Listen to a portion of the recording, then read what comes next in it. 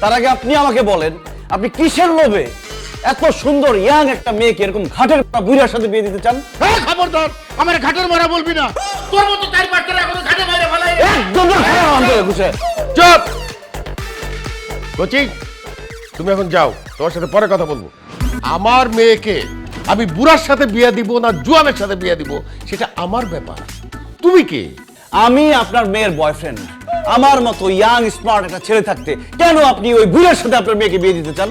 এই বুড়ার ঢাকা শহরে 5টা-6টা বাড়ি আছে, তোমার কয়টা আছে? একটাও নাই, কারণ আমরা তো ভাড়া থাকি। এই বুড়ার ঢাকা শহরে 8 থেকে 10টা গাড়ি আছে, তোমার কয়টা আছে?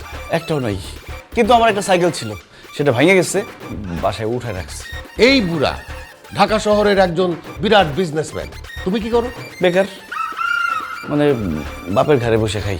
এই বুড়ার প্রতি মাসে 8 থেকে 10 কোটি টাকা ইনকাম, তোমার কয় টাকা ইনকাম? 3,500 টাকা। 2,000 টাকা আব্বা হাত খরচ দেয়, আর 1500 টাকা ওনার পকেট থেকে চুরি করি।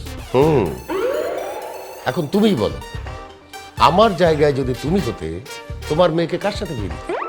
ওই বুড়ার সাথে, না তোমার মতো বেকার ভাদাইম্মার সাথে? অবশ্যই বুড়ার কাছে।